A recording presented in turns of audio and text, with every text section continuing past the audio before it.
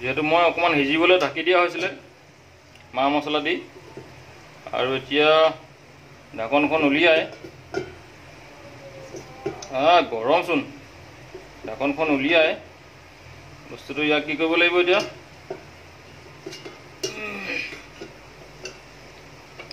ঢাকনখন উলিয়াই অকণমান লুটিয়াই বগৰাই এই মা মছলা দিব লাগিব।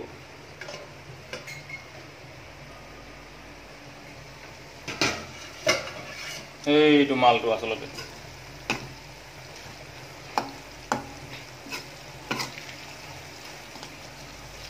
এতিয়া ইয়াত আমি কি দিব লাগিব,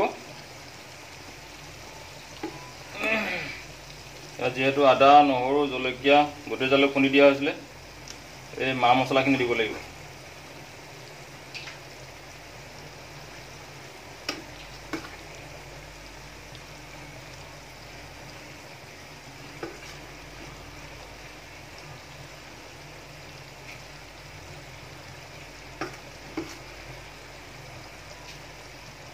মা মছলাখিনি দি অকণমান সিজিবলৈ দিব লাগিব। ইয়াক অকণমান জান নিজানকৈ কোমলি কোমলি পানী ওলাবলৈ দিব লাগিব। তাৰপিছত লাহেকৈ আলুকেইডোখৰ দি দিব লাগিব। আলুকেইডোখৰ দি অকণমান গৰম মাটি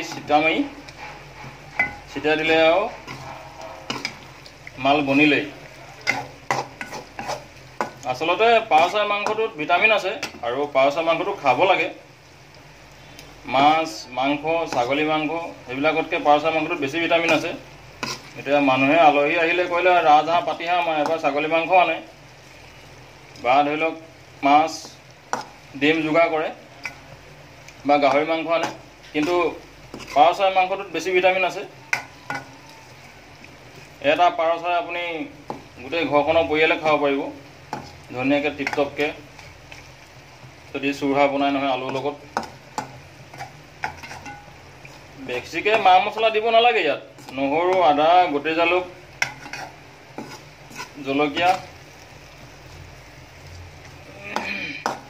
টিপটপকৈ পানী লগা জ্বৰ কাহ গা বিষ হৈ থাকিলে মানে এই বহুতখিনি ভিটামিনলৈকে কাম কৰে। আৰু পাৰ চৰাই মাংসটো যিহেতু ভিটামিন আছে, পাৰ চৰাই মাংসটো বনাব লাগে একচুৱেলি কলডিলৰ লগত। এতিয়া যিহেতু মই কলডিল যোগাৰ কৰিব পৰা নাই, গতিকে আলুৰ লগতে বনাই দিছোঁ আৰু উপায়টো নাই।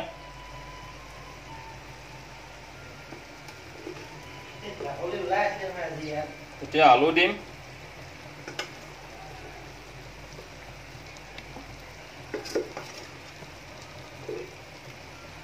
আলুকেইডোখৰ সিজাৰ লগে লগে 2 এপিচ ভাঙি দিম, তেতিয়া জোলকণ ডাঠ হৈ পৰিব।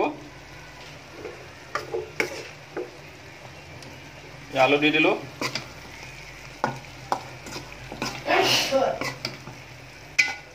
টিপটপকৈ মাৰিবাহে আৰু পাৰ চৰাই জোল